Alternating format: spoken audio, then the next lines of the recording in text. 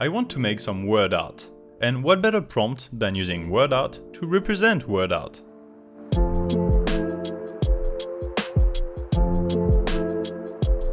Well, hello there, I'm Détroit.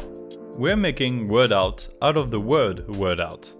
I could have gone for something else such as my own name, Détroit, but even if I am the universe's most powerful being, I'm not egotistical enough to do that. Subscribe to my channel, by the way, it's the most powerful YouTube channel in the universe. I like to think of word art as being of two sorts, two families. First, you have word arts that use words to represent something, such as this tower here.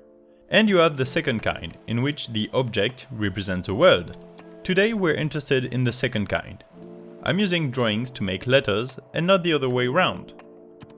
I'm making word art, the words word and art themselves, out of doodles. And of course we're starting with the letter W, which stands for wood.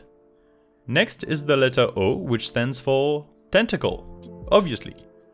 Apart from the first letter, I didn't feel like finding things that started with the proper letter. So after tentacles for O, we have plants for R, undies for D, then bottles for A, pasta for R, and wires for T. And that makes the word out. Good job!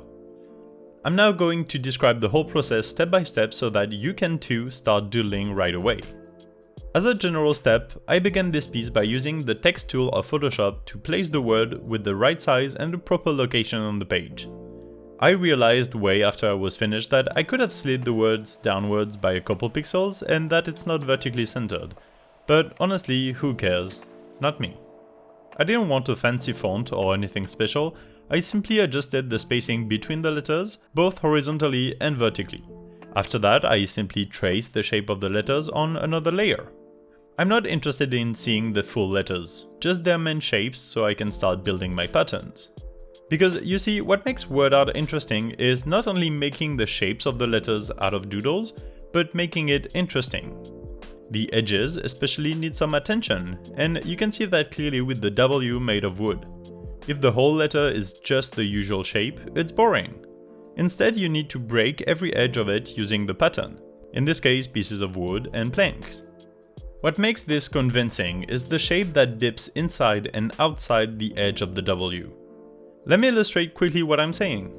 Here is the edge of a random letter. Have some parts go in and some go out, just like that. So using this principle, I'm thinking of the edges while I draw the patterns.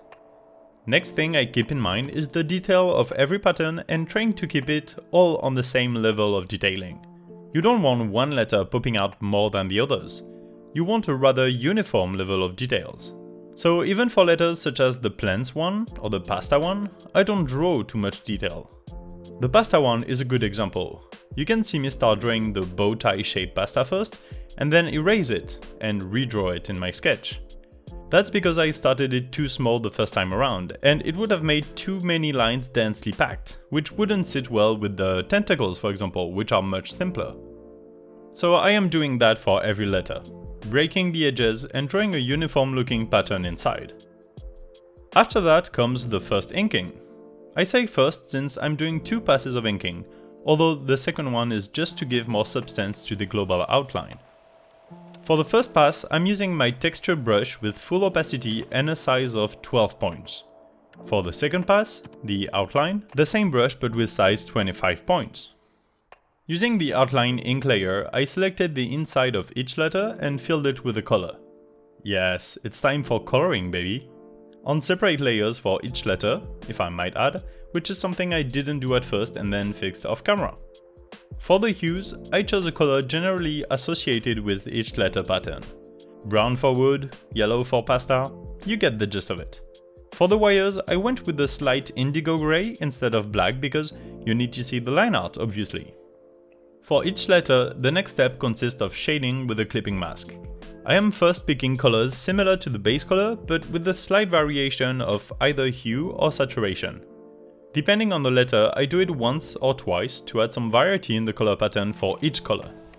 The large leaves on the first R, for example, are bright green, whereas the smaller leaves are a bit yellowish, and so on. After I'm happy with the color tones, I'm picking a darker variation of the color and using it to cel shade on a multiply layer with low opacity. While keeping the colors in the right group, this will make areas darker. Multiply layers are great, but I would say they only work with the right opacity. Your multiply layer is only as good as your opacity choices, or at least that's my opinion on it. To finish off the drawing, at the end you will see me tweak the background a bit and add a shadow behind the letters. I changed the color of the background to be less saturated and make the letters pop more with the neutral tone, and use the multiply and a screen layer with the rock texture. It's literally a brush that is used to make things look like rocks, but I love using it to give an off-paper texture to some of my works. To that background, I added a light glow to the center, behind the letters, and a dark glow to the outer edge of the canvas. For the shadow behind the letters, again, a multiply layer with low opacity, just enough to make the word art pop, but you barely notice it. This word art was fun to make.